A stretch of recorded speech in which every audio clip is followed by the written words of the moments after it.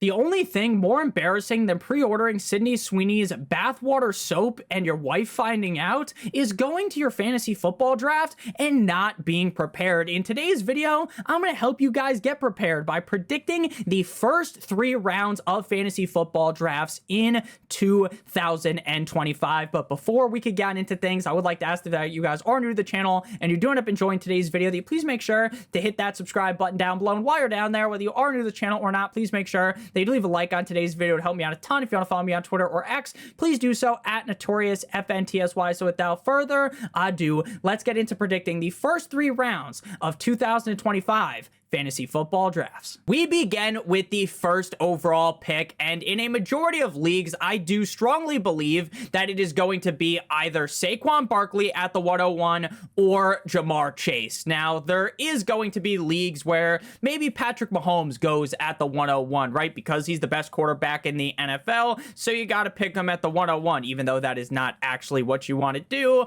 Or there's going to be that guy that's a huge fan of X team and wants to draft the running back 1 or the wide receiver 1 as the number 1 overall pick. But I would say in a majority of leagues, it's either going to be Jamar Chase or Saquon Barkley, for the fact that a lot of leagues nowadays aren't as running back heavy. There are people that are now comfortable drafting a wide receiver. With the 101, we are going to lean with Jamar Chase as the first overall pick in terms of our prediction. But again, if you wanted to say that Saquon Barkley was the 101, I wouldn't judge it too much on that. So we're just going to put both of the players on the screen right now. So for Jamar Chase, I think the reason why a lot of people are confident drafting him number 1 overall, well, that's because he was the number 1 wide receiver in all of the big categories last season. He was number 1 in terms of targets, number 1 in terms of receptions, number 1 in terms of receiving yards. This man averaged over 100 receiving yards per game, and he scored 17 total touchdowns first at wide receiver. He was the wide receiver 1 last season in PPR and the wide receiver 1 in terms of PPR points per game, scoring 85.5 more PPR points on the season than the wide receiver number 2, who was Justin Jefferson. He was 1st in expected points added, 4th in yards per team pass attempt, 5th in dominator rating, and 12th in yards per route run. This is a Cincinnati Bengals offense that you know is going to have to be utilizing Jamar Chase a ton. Why is that? Because their defense is straight Swiss cheese. You know, Joe Burrow heavily relies on throwing the ball to Jamar Chase, and he just feels like a super safe pick at the 101. Now, the 102 is going to be Saquon Barkley, since he wasn't the first overall pick. Now, Saquon Barkley, as I'm recording this a couple of hours ago, was named as the Madden cover athlete. Last year, Christian McCaffrey was the cover athlete, and we know that didn't end too well. Now, I don't believe that the Madden curse is this, Bible to live upon, right?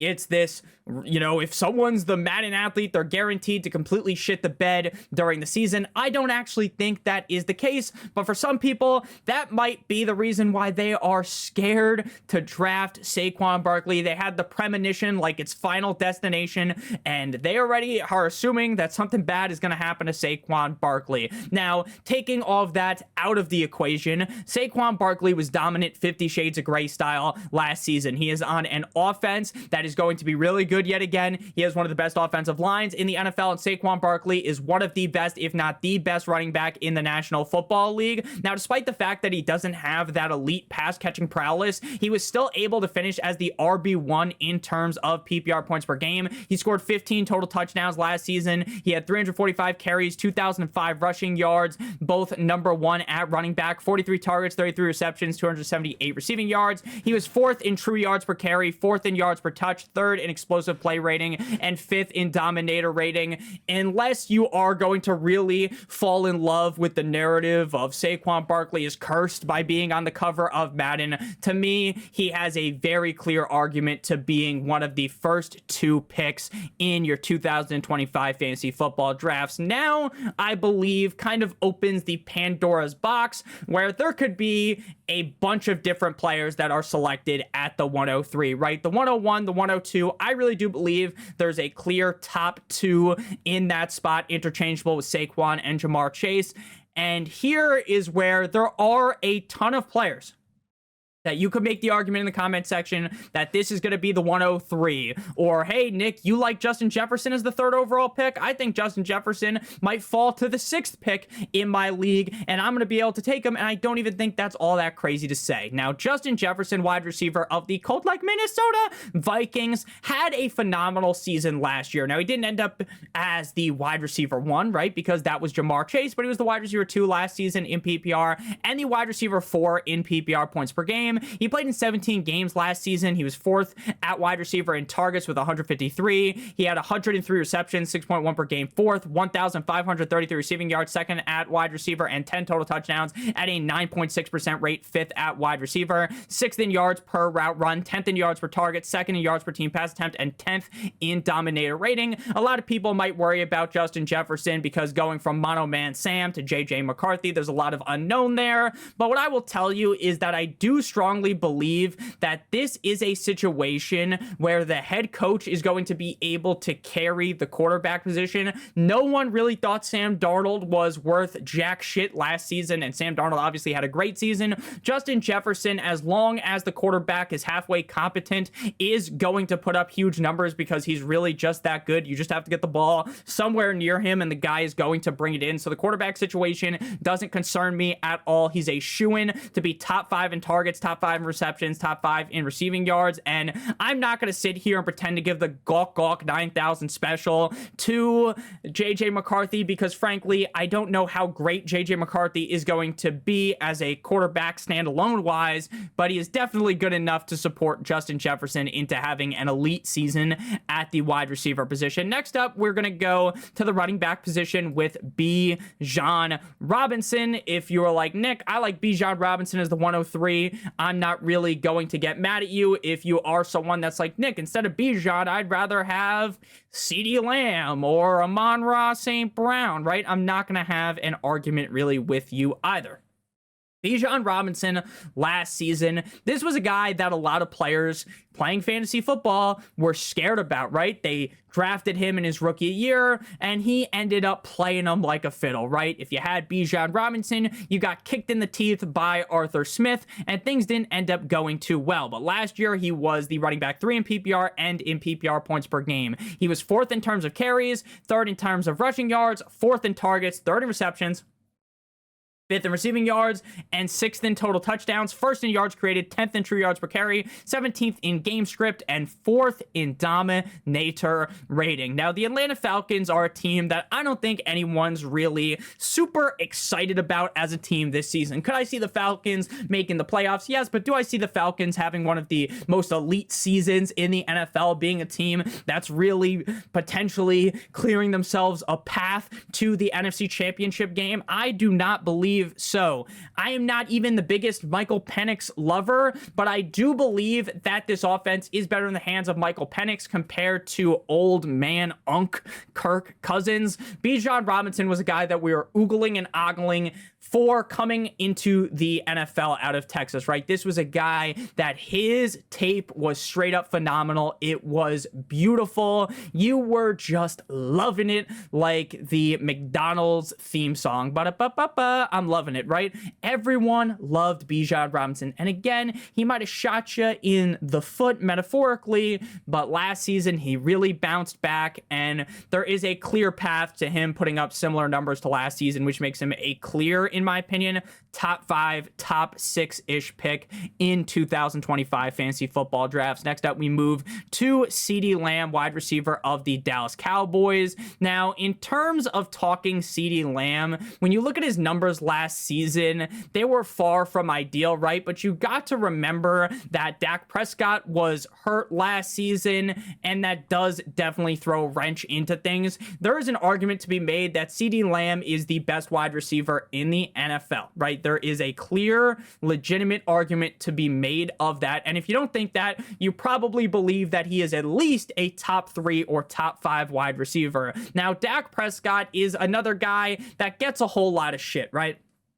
Think of the name Dak Prescott, and most players that play fantasy football, a lot of NFL fans do not like Dak Prescott, but Dak Prescott is a very competent quarterback. And while the change of guard at the head coach could end up throwing a wrench into things for some people, make them a little bit nervous, frankly, you know that Dak Prescott and CeeDee Lamb have a great connection, right? Peanut butter and jelly. I do not really believe that George Pickens joining the team is going to be the Achilles heel of CeeDee Lamb. This is a guy that any given game could score you 30 plus fantasy points. I mean, he was 6th in targets, 5th in receptions, 8th in receiving yards, but he only scored 6 total touchdowns, 30th. He had the 75th best target accuracy. So with a healthy Dak Prescott this season, when you got a guy that is great at winning routes, 21st percentile, 18th in dominator rating, and is the clear focal point of his offense. To me, again, this is just a clear top 5 pick to me. Next up, we move to a running back. So if you've noticed, we've gone wide receiver, running back, wide receiver, running back, wide receiver, running back. You're not going to see every single league go like this, but I think Jahmyr Gibbs has a great argument to be drafted even higher than this. Now, I, for one, am a little bit nervous about Jahmyr Gibbs. Now, I am not going to panic. I am not going to just say full fade Jahmyr Gibbs, but something tells me that we are still going to be getting potentially bent over a table by David Montgomery stealing a bunch of touchdowns, which is going to be annoying. But at the end of the day, this is a guy that doesn't need workhorse level touches in terms of the rushing game to dominate for fantasy football. If he just gets 14 or 15 carries a game, he's going to make up for that with the targets, with the amount of touchdowns that the Detroit Lions score, and with the fact that the guy is as explosive as it gets. Running back 1 last season in PPR, running back 2 in terms of points per game, 250 carries, number 11 at running back, 1,412 rushing yards, 5th. He was 7th in targets, 6th in receptions, 3rd in receiving yards, and 1st in total touchdowns with 20. In terms of the efficiency stats, I mean, this is just beautiful. This is a wet dream of efficiency stats. 4th in fantasy points per opportunity, 30 yards per carry, 30 yards per touch, 2nd explosive rating at 8th in yards created per touch. Again, while there are those worries about David Montgomery stealing some things away, and while I don't think he's going to be ripping off insane performances every single game like the end of last season without David Montgomery, this is a guy that feels like a very safe top 8 running back every single week with the upside to win you your week by himself because he puts the defense in the Wuchi finger hole. Next up, we got Jahmyr Gibbs' teammate, Amon-Ra St. Brown. Now, I think Amon-Ra St. Brown, for a lot of people, is just going to be that cozy draft selection. And what I mean by that is if you've had Amon-Ra St. Brown in the past, you know exactly who Amon-Ra St. Brown is. He's going to be a guy that game in and game out gets a shit ton of targets on an offense that is very good with potential to score the most touchdowns at the wide receiver position because the offense is so good and because he is so heavily utilized. Even with the push of Jameson Williams playing a lot better, even though they have Sam Laporta, even though they have David Montgomery and Jahmyr Gibbs, Amon-Ra St. Brown is a mainstay in this offense. Amon-Ra really feels like putting a condom over the wide receiver 1 slot on your team because it is very unlikely that he ends up shitting the bed and costs you your week or potentially your season, right? If you're in the playoffs, Amon-Ra St. Brown probably isn't going to take that shit all over your metaphorical chest, right? He's not going to drop that dud for you. 8th in targets, 2nd in receptions, 5th in receiving yards, 3rd in total touchdowns with 12. He's 2nd in target accuracy, 14th in yards per route run, 11th in yards per team pass attempt, 15th in target separation, 13th in true catch percentage. Now, I don't want to be this guy that just comes out here and says, oh, just because you're on the Lions, you're guaranteed to succeed, right? Because you're on a great team, you're going to automatically be good, because that's actually not true. Just because you're on a great team doesn't mean that you're going to have a great season. But for the case of Amon-Ra St. Brown, again, it just feels so comfortable to draft him. And that's why, frankly, I think a lot of people are going to be more ready to pull the trigger on Amon-Ra St. Brown compared to a Puka Nacua, compared to the Malik Neighbors, just because you feel more safe with Amon-Ra St. Brown. Because if you've had him before, he has yet to let you down. If you guys have enjoyed today's video thus far, make sure you guys hit that subscribe button down below like I owe you some money, and leave a like on today's video whether you are new to the channel or not. So next up, we got Puka Nacua. Now, I think the next couple of guys here are pretty interchangeable. Like with Amon-Ra St. Brown, I think if you went Puka at the 107, if you went Genty, Neighbors, you know, I really don't think any of those guys are the wrong picks in that spot. But I'm going to say Puka gets drafted higher than Neighbors because people feel more comfortable with Matthew Stafford compared to Mr. Unlimited, or, you know, Jackson Dart or Jameis Winston. You know, the quarterback situation for the Giants is very murky, whereas you just know Nakua's linked with Matthew Stafford, and that is a recipe for great success. Shout out to Borat. So wide receiver 26 last season in PPR, but he only played in 11 games. He was the wide receiver 3 in PPR points per game, 106 targets, 9.6 per game, 79 receptions, 7.2 per game, 990 receiving yards, 90 per game, and only 4 total touchdowns, which I do believe he could score 15, and it wouldn't really shock me, right? You know, Kyron Williams is really good in the red zone on the goal line at punching that thing in, but I still do believe that Puka Nacua has big touchdown upside. First in yards per route run, 30 yards per team pass attempt, 4th in true catch rate percentage. Now, there's going to be a lot of people maybe in the comments right now, Nick, don't you know Davante Adams is on the LA Rams? And don't you know that he took Garrett Wilson's #1 spot at the head of the table as the #1 receiver on the Jets? Yes, I know, but I really do believe that Puka is the clear #1 on the Rams. I think this is a situation where both guys can coexist, where Puka could have a great season, where he potentially is a top 5, maybe even a top 3 receiver, and at the same time, Davante Adams finishes inside the top 12, right? I think there's enough of the football to go around there, especially with a quarterback like Matthew Stafford. So again, while there is some worries for some about Davante Adams, I'm not going to panic. I still feel very confident in Puka Nacua. At number 9, we got Ashton Genty. Now, for some, I'm not touching a rookie running back in the first round because Bijan Robinson bent me over a table a couple years ago. That's what some people are going to say. Some people are going to say, Nick, I don't want to draft a running back on the Raiders. You know, that I remember drafting, I don't even remember the guy's name from last year, Zamir White. I remember drafting Zamir White last year, Nick. That didn't go well. So why are you telling me to draft Ashton Genty in the first round? Ashton Genty is a freak athlete. If Travis Hunter wasn't playing offense and defense, you better believe he would have been the Heisman last season. This motherfucker would put up so many yards in the first half that they would just bench him in the second half. He was averaging 7 yards per carry. He had 374 carries for 2,600 yards last year at Boise State as a 20-year-old, 29 rushing touchdowns, 23 receptions for 138 yards and a touchdown. He averaged 185.8 yards per game rushing. And he's not a one-year wonder. This isn't a one-hit wonder, right? 12 games in 2023, 220 yards or 220 carries for 1,347 yards, 14 touchdowns. And the guy can also catch passes even better than last season, 43 receptions, 569 yards, and 5 touchdowns. He was the 6th overall pick in the 2025 NFL draft. The landing spot is good. It's fine. I believe him and Pete Carroll will work very well. I don't think this is a Bijan situation where Arthur Smith kind of puts him on the back burner. This is a scenario where you're going to be seeing a buttload of Ashton Genty. And while I don't think the Raiders are going to be this crazy offense that turns heads this season, I do think that they could end up as a middling offense, and that alone could lead Ashton Genty to being the running back 1 due to how talented he is. At the 10th overall pick, we're going to go with Malik Neighbors.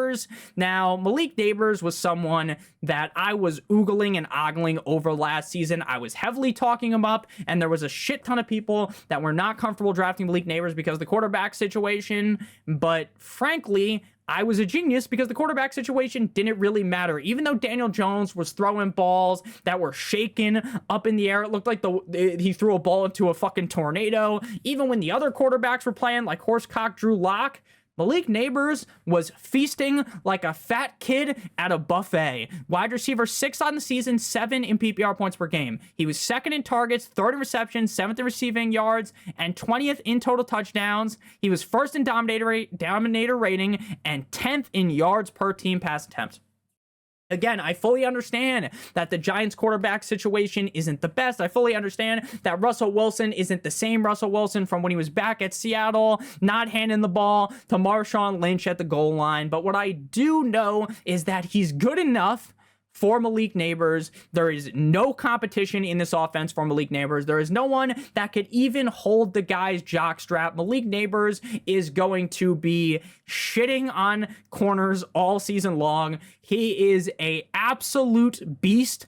And if you trusted the quarterback situation more than I did, right? If they just had a quarterback that I liked more than what the situation is right now, there would be an argument to be made that Malik Neighbors should be the 101 just based off of the sheer amount of volume he is going to receive game in and game out. But before we talk about the rest of the first round, then the second round, then the third round, I would like to give you guys a quick word for our friends and our partner over at Underdog. Underdog has a great offer for you guys today, and that is going to be if you're a first-time depositor and sign up using the link in the video description or by using promo code Notorious, you will get a deposit bonus of up to $1,000 in bonus cash, as well as a new customer free pick. That free pick is going to be SGA higher than half of a total point. If you sign up using the link in the video description or using promo code Notorious, you will get that free pick plus a deposit bonus of up to $1,000 in bonus cash. You will also be able to draft on Underdog, which is what I use Underdog for. You can do your fantasy football best ball drafts on there. Their main tournament, Best Ball Mania, has over $15 million in total prizes. There are also going to be drafts at cheaper buy-ins for you guys. So if you guys are new to Underdog, please make sure you sign up using promo code Notorious. Back on into things here. At the 1.11, we got Christian McCaffrey. Now, he is going to be someone that is going to be very divisive all summer long. We've already talked about this a bunch in videos. I love Christian McCaffrey. I think he's going to crawl into the end of the first round and potentially even higher if people start to feel more confident in him. Right now, the expectation is that he will have 0 restrictions going into the 2025 NFL season.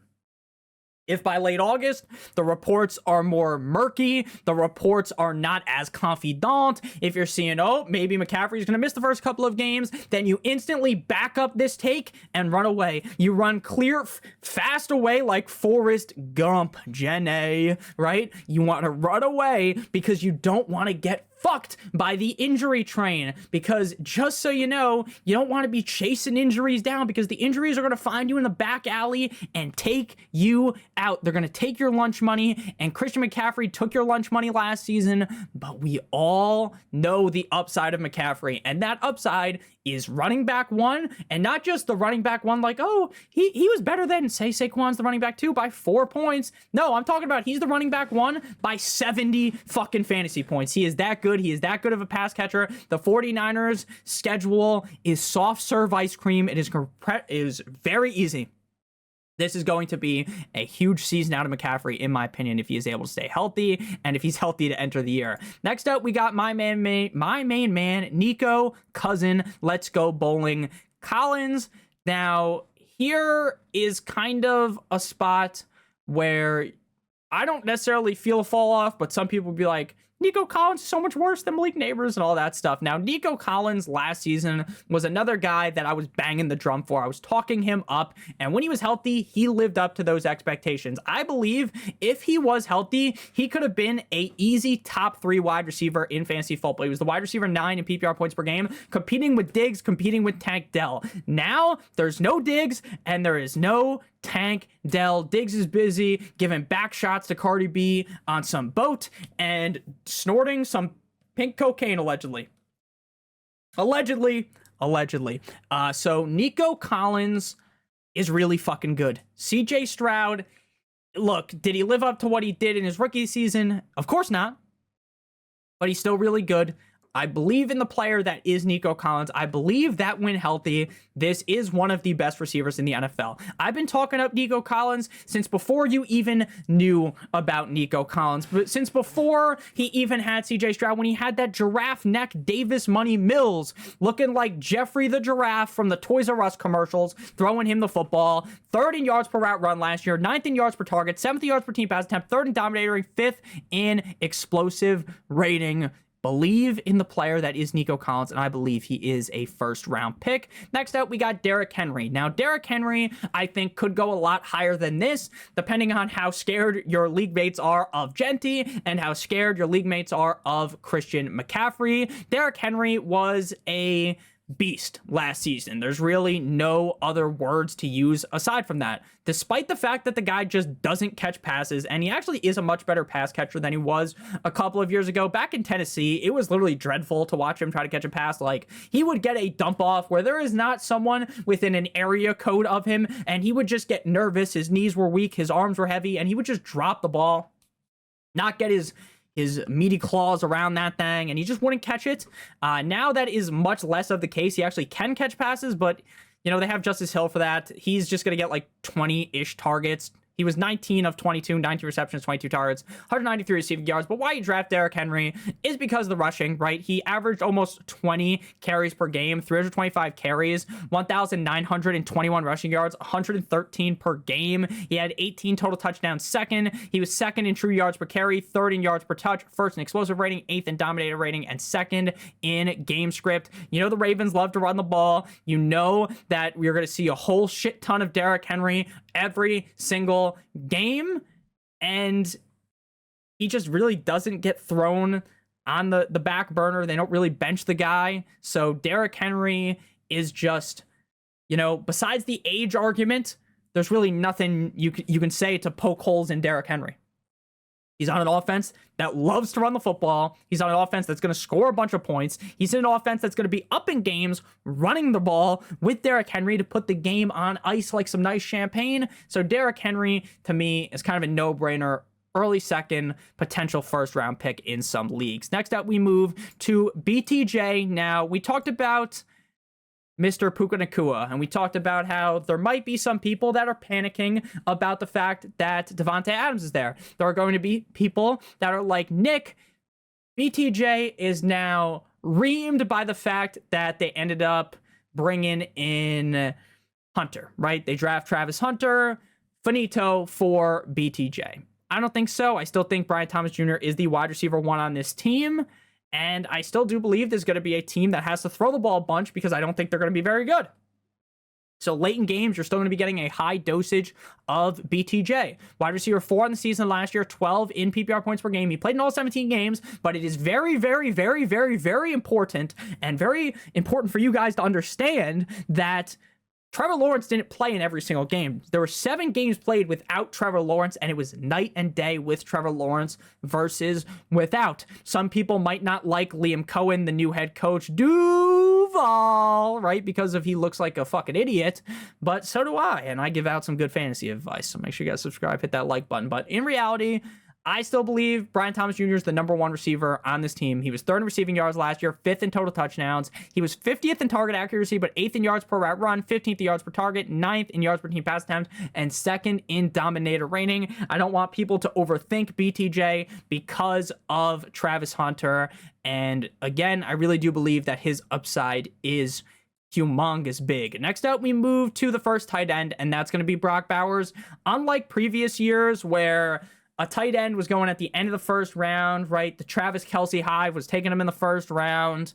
This year, even while Brock Bowers was chef's kiss magnifique, even though Brock Bowers was running trains, Bobby Bacala style on defenses, Brock Bowers probably won't be a first round pick and will go somewhere inside of the second round.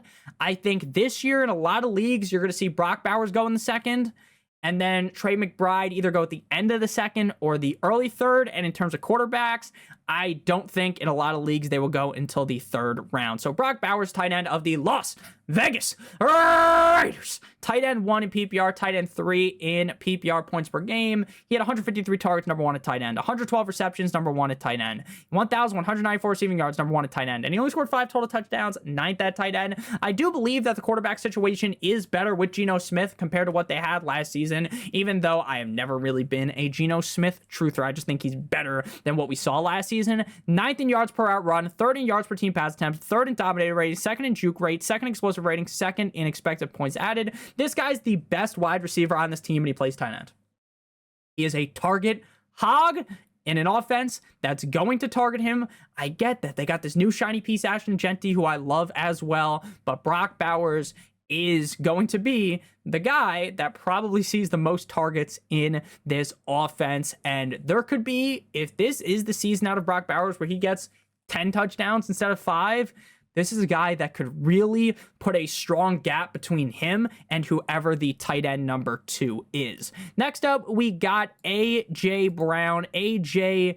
Bizzle of the Philadelphia Eagles. Now, I have always kind of been an A.J. Brown defector on the Philadelphia Eagles, not because I think that A.J. Brown is bad, but because when you have an offense that really wants to run the ball, and when you have a wide receiver core that also has Devontae Smith, and you also have Dallas Goedert, and, you know, you have Saquon Barkley, it starts to become a situation where there isn't as much safety week in and week out.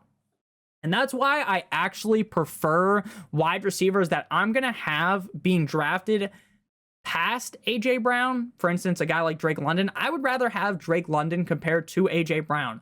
But I do believe, again, I'm trying to predict how your draft is going to actually go, right? If I'm ordering the top, you know, for instance, the top 24 players, I know we haven't gotten through 24 yet, it would be a little bit different, or top 36, because I believe things different than what I believe the consensus will be. And I think a lot of people just know who A.J. Brown is. For one, he has huge name value. For two, he's on a great offense.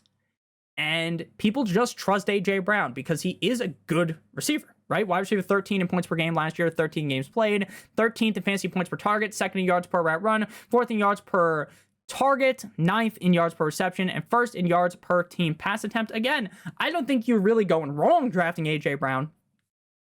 I just don't like him as much as some of the guys going behind him. Next up, we got Devon Achane. Now, I am someone that is a Dolphins fan. Oh, I see the Dolphins logo in the background. Oh, Nick, you're wearing a Dolphins hat. Yeah, I know. I love the Dolphins, and I'll be the first one to tell you things straight when it comes to the Dolphins. People say, Nick, you're a homer, you only like Achane, or you only like these guys because you're a Dolphins fan. That is far from the truth. If you guys were watching back when the Dolphins were sucking major wee-wee, I was the first guy to tell you to fade certain players, only a couple of players that I would like on the Dolphins, whereas if I believe that Devon, even if I don't think the Dolphins are going to go very far, even if I don't think the Dolphins will be all that great of a team, I do believe that Devon Achane is going to be seeing a shit ton of touches. This is one of the best pass-catching running backs in the NFL, one of the most explosive running backs in the NFL, and if Tua Tagovailoa can stay healthy, we saw a large gap between Achane with Tua versus Achane without. Now, Achane was still fine without Tua Tagovailoa, but with Tua, this was a guy who looked like he was on a fucking war path, a Genghis Khan path to finishing potentially as the running back number 1. 10th in yards per touch, 7th in yards created per touch. He put up big numbers with the 31st best run block rating in the NFL at the running back position. So I think the Dolphins' offensive line is now amazing. Fuck no, baby. But it should be better than what we saw last season. This is a guy that is the clear RB1 on his team. Jalen Wright's not going to be the RB1. It's not going to be Ollie Gordon, even though I do like Ollie Gordon. We're going to see a lot of Achane. We're going to see a lot of dump offs from Tua Tagovailoa. And I could see Achane being, you know, in the more running back heavy leagues, like a end of the first round pick. Next up, we move to my guy, Drizzy Drake London of the hot Atlanta Falcons, wide receiver 5 in PPR last year, wide receiver 14 in PPR points per game. 157 targets in 17 games, 9.2 per game, 3rd at wide receiver, 7th in receptions, 4th in receiving yards, and 9th in total touchdowns. He was 10th in yards per out run, 12th in yards per team pass attempt, 5th in expected points added, and 12th in fantasy points per route run. Again, I talked about this with his teammate Bijan Robinson a bit ago. I am not someone who is a truther of Michael Penix. I'm not some Michael Penix dick rider bouncing on that shit like my name was Angela White Paws. I am someone that believes in Drake London. I believe He is way better than Kyle Pitts and any of these other guys in this offense in terms of catching passes. And I think that with Michael Penix's deep ball, this could be a guy that really makes his path to being like a top 8-ish wide receiver. I think you can easily argue him to potentially finish inside the top 10 as well. Next up, we got Josh Jacobs, running back of the Green Bay Packers. I think a lot of people would rather have, Bucky Irving or some other running backs ahead of him, but I'm just a Josh Jacobs guy for the simple reason that I believe that Josh Jacobs is very good, and I think that the Green Bay Packers offense that we saw last season is going to be like a crumb compared to what they do this season. I believe that Jordan Love, after he got hurt, he wasn't really playing as well. If Jordan Love is able to stay healthy, if he doesn't get whacked out in Brazil like last season, I think the offense could look a whole lot better. Josh Jacobs started off slow last season. He started off at snail's pace. The first couple of games, people were in my comment section like, Nick, you told me to draft Josh Jacobs? You're a fucking idiot. Go fuck yourself. Why did you tell me to do that, right? And by the end of the season, people were kissing my ring like, oh, wow, you're such a genius for telling us to draft Josh Jacobs, right? Josh Jacobs is a 300-plus carry kind of guy on a season. He is a guy that could score 15-plus touchdowns. He is a running back that has a lot of skill. He's not this crazy pass-catching threat, but he could get 40 to 50 targets and around 35, 40 receptions, right? Last year, he was 6th in carries. He was 6th in rushing yards, 26th in targets, 24th in receptions, 15th in receiving yards, and 4th in total touchdowns. Josh Jacobs was 9th in dominator rating, 15th yards created per touch, and 12th in explosive rating. This is a very talented running back on an offense that doesn't really have that elite wide receiver one. Like Gibbs, you could be like, Nick, who's the wide receiver one on the Lions? It's obviously Amon-Ra St. Brown, right? Bijan Robinson, who is that wide receiver, that guy on that team? It's Drake London, right? Puka Nacua, they got Kyron, right? Whereas Josh Jacobs is the guy in his offense. Why? Because they have a wide receiver by committee, but they play with a workhorse running back. The art of the workhorse running back is kind of a dying breed in the NFL, but Josh Jacobs is one of the last couple of them that are still running. Next up, we move to the 20th overall pick, which for me is going to be Ladd McConkey. I believe that people are going to really start to talk themselves even more into Ladd McConkey than they are right now come late August, when they just have that epiphany that I've had. That is, there is no one on this team in the wide receiver room that is anywhere near as good as Ladd McConkey. As a rookie, sure, was this the best rookie season we've ever seen out of a wide receiver? Of course not.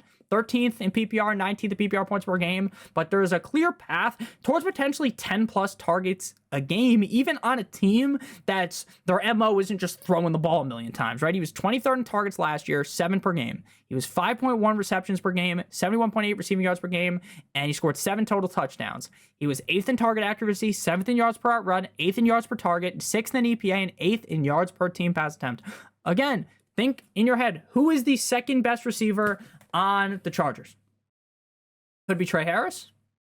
Could be Quentin Johnston, right? Who's their tight end? Do they have like a great tight end? Sure, they have Hampton, who I like at running back. They do.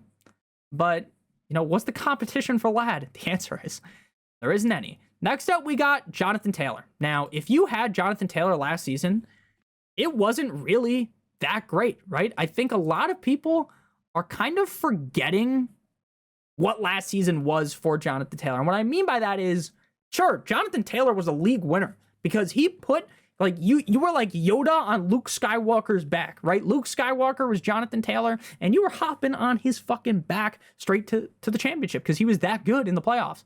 But a lot of the season, it was, dang, why did I draft Jonathan Taylor? And frankly, I'm kind of in the range that's a little bit more nervous about Jonathan Taylor again this season. But, and this is a big but, shout out to Beyonce, a lot of people were just, they have that, oh, Jonathan Taylor won me my league last year. I remember Jonathan Taylor. You remember how good he was in the fantasy playoffs? And they will use that talk to put him as this top-end pick in fantasy drafts. They'll talk him into being a second-round pick ahead of guys like Bucky, ahead of Chase Brown, right? They will talk themselves into that because of how well he did at the end of last season. I don't think anyone should be super confident in the Colts, right? If Anthony Richardson doesn't work out, then you're moving to Daniel Jones, who frankly just fucking sucks cock. So Like a running back, 7 in PPR points per game, 12 last season in PPR. I think Jonathan Taylor's good. Like, I think he's a really talented player. Not a great pass catcher, great at running the ball. Like, a couple years ago, he was like this elite running back. And sure, I'm not just going to throw that out. I don't believe Jonathan Taylor's a bad player by any means. But I just really worried. Really worry about the Colts. And that kind of scares me about Jonathan Taylor. Next up, we got Bucky Irving. Everyone's Pookie. Everyone's main man. Bucky Irving. If you were a Bucky head last season, you were paid in dividends. You were paid in full. Dustin Poirier, right? Running back, 13 last season in PPR, 19 in PPR points per game.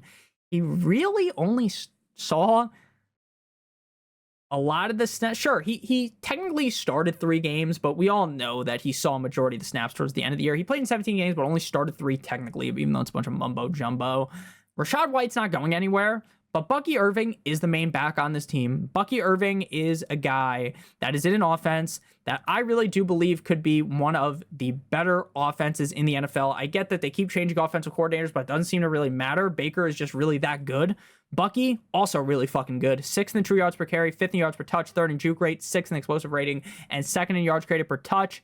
He had 207 carries, 1,121 rushing yards, 52 targets, 47 receptions, 392 receiving yards, and 8 total touchdowns. He just feels like a pretty safe bet to be a top 12 back to me. Next up, we got Trey McBride. Now, in some leagues, again, he could fall into the 3rd round. I think in a lot of leagues, he's a late 2nd, early 3rd round pick.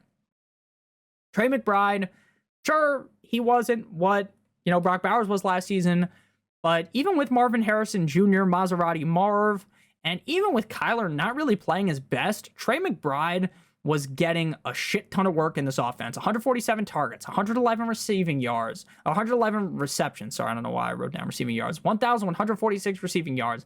Only 4 total touchdowns. 5th in yards per route run. 2nd in yards per team pass attempt. 1st in juke rate. 9th in dominator rating. 3rd in expected points added. 6th in fantasy points per route. If you remember, last season was a drought for the touchdowns for Trey McBride. I don't even know if they're going to get much better, but that's all he really needs is just a couple more touchdowns if you project a similar amount of targets, which I would for this season. So for me, in terms of the elite tight ends, it's Brock Bowers, it's Trey McBride, it's George Kittle, and then there's a pretty big gap, in my opinion, for fantasy. With the 2.12, we are going to go back to the running back position and go with Chase Brown. Now, I want you guys to understand that when I do these videos where I'm like talking about predicting the top 36 picks and predicting the first 3 rounds of fantasy drafts, right? I'm not necessarily saying the team with Jamar Chase is going to draft Chase Brown, right? Because a lot of people might not feel comfortable their first 2 picks being on the same team. For me, if it seemed like the Bengals that I think is going to be just on offense a bunch because their defense is going to be getting plowed behind the dumpster, then yeah, I think that's fine. But if people are like, Nick, I would never take Jamar Chase and Chase Brown, that's fine, right? You would just, maybe they picked a different player, but it's not that. It's just all about predicting where the pick around where I think they will go. Like, it's very easy to say, oh, the first pick was Saquon, and then they just went with Chase Brown, right? So Chase Brown, running back 10 last season in PPR, 14 in points per game. Chase Brown, I'm going to be real. I don't think Chase Brown is a great running back. I don't think he's going to end up being like one of the most talented running backs in the NFL. But that really doesn't matter because in fantasy football, sure, a guy like Saquon Barkley can be super efficient. Bijan, right? Some of these guys can be super duper efficient. But at the end of the day, what really matters at the running back position is opportunity. Chase Brown is going to get a shit ton of opportunity.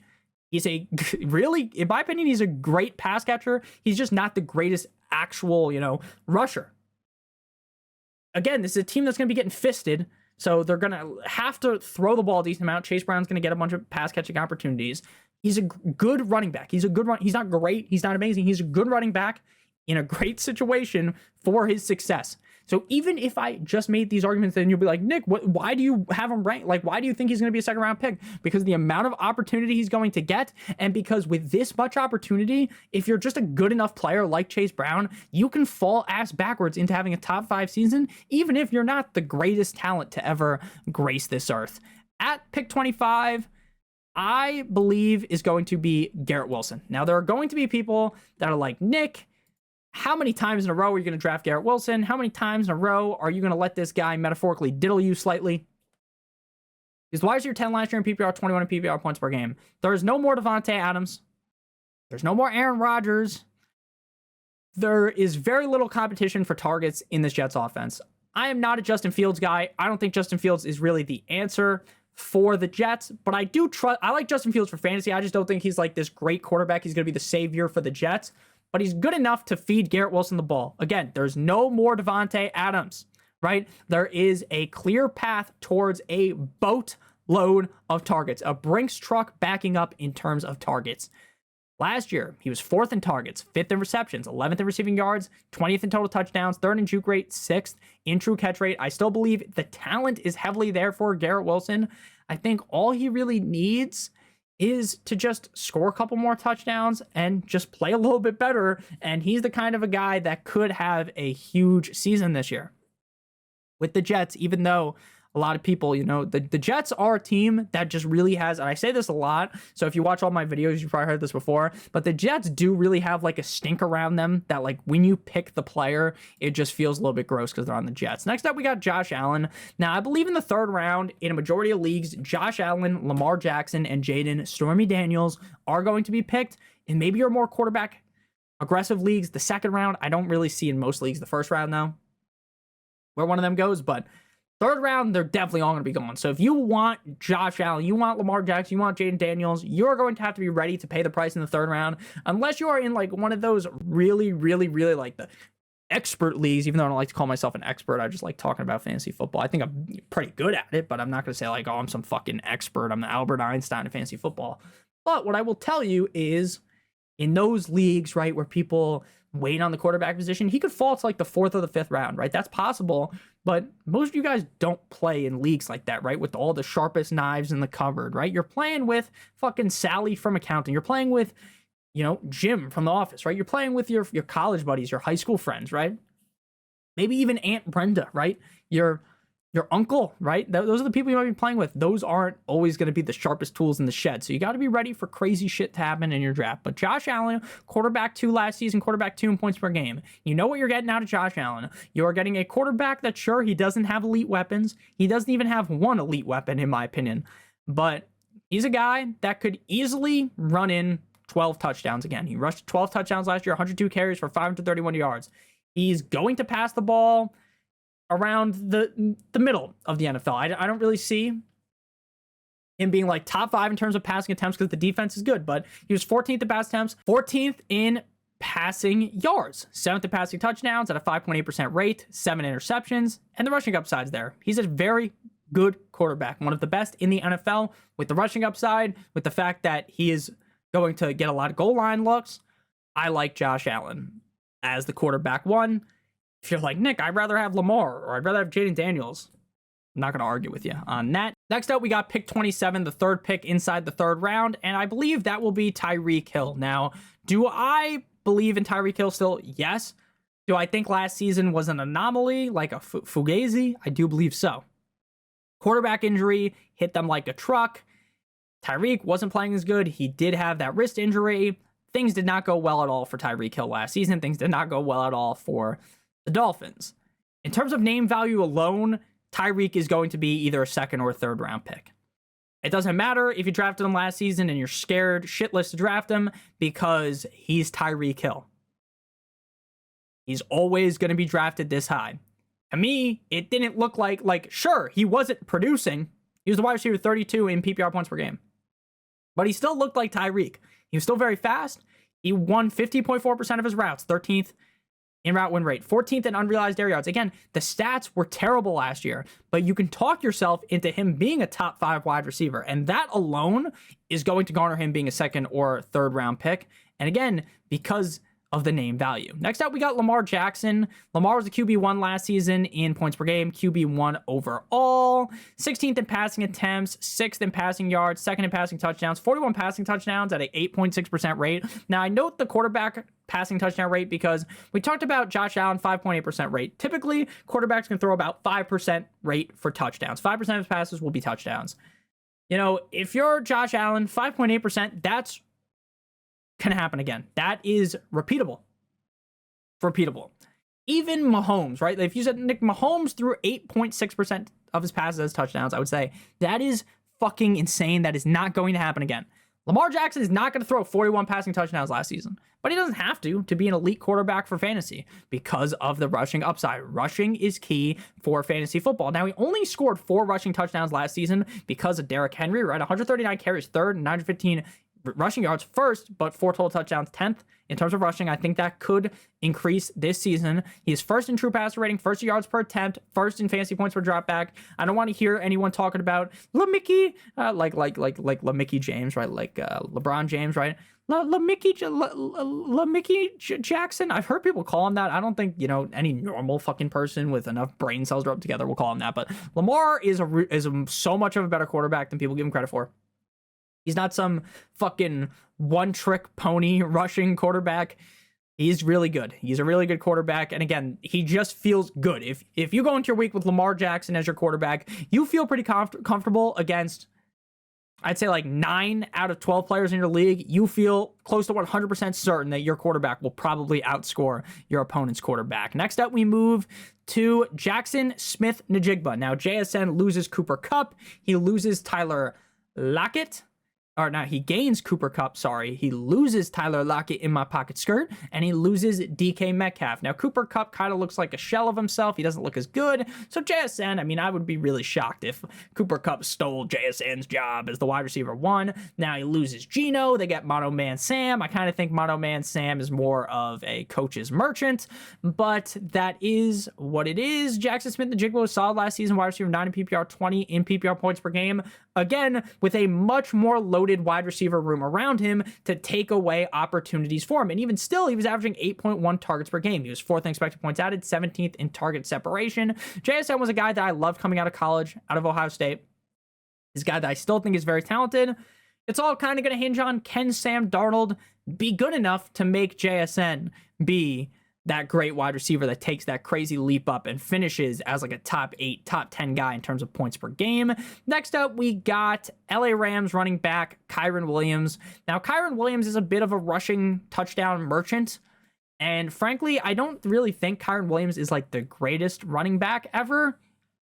But we're going to call a spade a spade. He gets a shit ton of opportunities. He's the clear bell cow back on a team that's going to be good offensively with Stafford, with Adams, with Puka Nacua.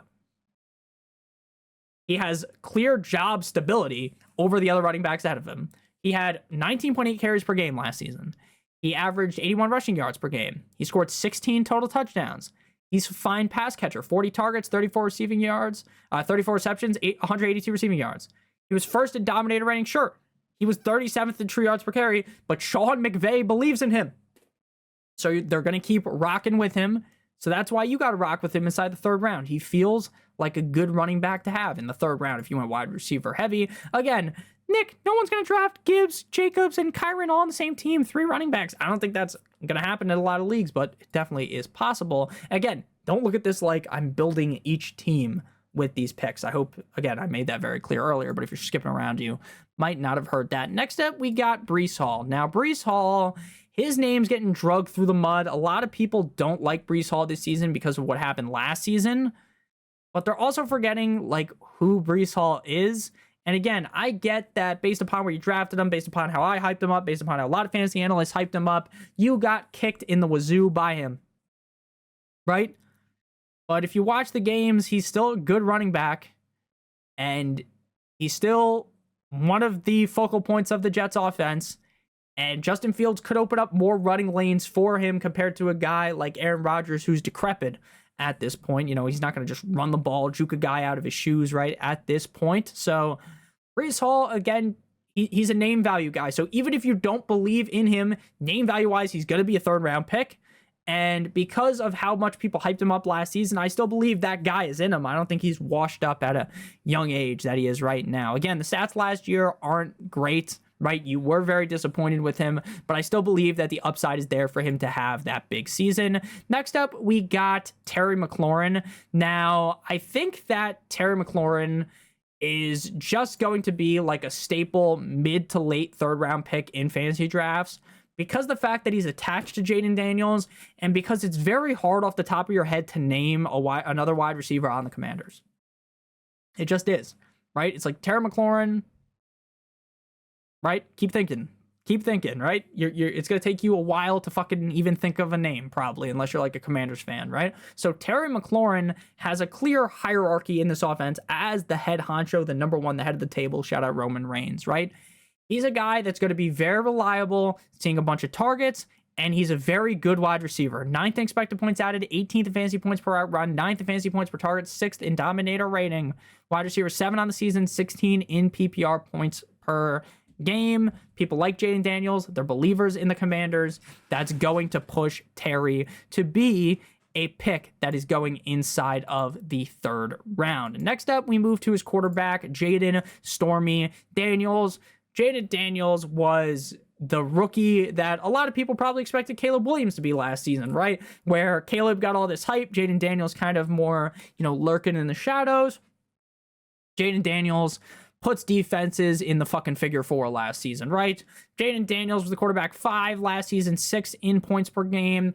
Great rushing quarterback, 2nd in carries, 2nd in yards, and 3rd in rushing touchdowns, but also a very good passer. He does struggle a bit for me to argue him a lot. I like to be like the quarterback 1 because of the wide receivers, but at the same time, we got Josh Allen ranked super high, so, it's kind of a bit, that some people will worry about. I'm not super worried about Jaden Daniels. Like, again, people say 1-year wonder. I just believe in the player. And again, rushing just means so much in fantasy that this is just a guy that's got to be taken in the 3rd round. Next up, we are going to move to Rashee Rice. Now, some people will disagree with this, but if Rashee Rice is healthy to go for week 1, Rashee Rice could move into the 2nd round.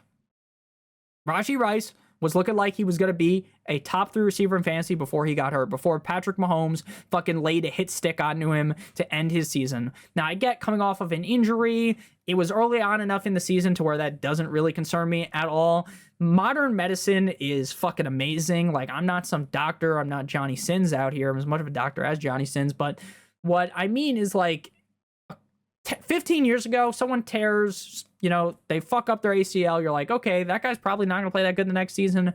That narrative is just kind of not there anymore, in my opinion. He missed 13 games with a torn LCL, but the upside is there for him. I get the Chiefs aren't this, oh my God, I love the Chiefs offense anymore. People are just fucking stupid. They overthink things. Don't overthink Rashee Rice, though, because to me, he is going to be seeing a boatload of targets from Patrick Mahomes. Those are high-value targets in a high-value offense. Don't overthink Rashee Rice. But again, if we get to like late August and there's like, oh, you know what? Maybe Rashee Rice won't be good to go for week 1, or maybe Rashee Rice this, that, and the other thing. Then you start to panic, but not right now. Next up at the 311, we got Titty Boy T. Higgins, wide receiver of the Cincinnati Bengals. Wide receiver 17 in PPR, 6 in PPR points per game.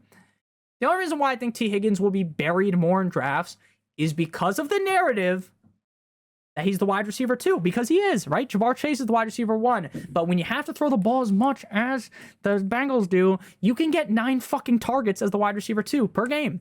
He missed 2 games with a hamstring strain, 2 games with a quad strain, but he's the wide receiver 6 in points per game. 109 targets, 73 receptions, 911 receiving yards, 10 total touchdowns, 5th in red zone targets, 9th in target quality rating, 16th in contested catch rate, 20th in yards per team pass attempt. He is a elite wide receiver, in my opinion. I think he has that upside to be elite with an elite quarterback on an offense that has to throw the ball. I think he should be taken higher than this, but I think people won't be as open to taking him ahead of guys like Rashee or Terry or even JSN, that kind of name, because of the fact that he's like the wide receiver 2 on the team and those guys are the number 1s. Final guy here is going to be Marvin Harrison Jr. Now, this is the point where if you were like, Nick, I'm taking Mike Evans. Nick, I would rather have a million different other wide receivers or like a different running back, something like that. I'm not really going to argue with you. Like, if you're like, oh, I'd rather have James Cook, Jalen Hurts, Devontae Adams, George Kittle, that kind of range of player, I don't really think there's too much of an argument to be made about that. Marvin Harrison Jr. was a guy last year that I was the conductor of the Marvin Harrison Jr. hype train. Talked him up all summer, said draft him in the fucking 2nd round, draft him. I can't get enough of Marvin Harrison Jr. And then Marvin Harrison Jr. did terrible, but I still believe in the talent. I believe in Kyler Murray, so I'm going to fall into the trap one more time. Fool me once, shame on me. Fool me twice, can't get fooled again. If I get fooled twice in a row, I'm fully out. I'm still not all the way in, but I think come late August, this is where he's going to get picked as a late 3rd round pick, maybe in the 4th round in some leagues. So thank you guys all so much for watching. If you did end up enjoying, make sure you guys hit that subscribe button like it owes you some money. Leave a like on today's video to help me out a ton. If you want to follow me on Twitter or X, please do so at NotoriousFantasy. Check out one of the videos on your screen if you haven't seen it already. I love you guys more than you will ever know. Hope you have a great one. And as always, good boy.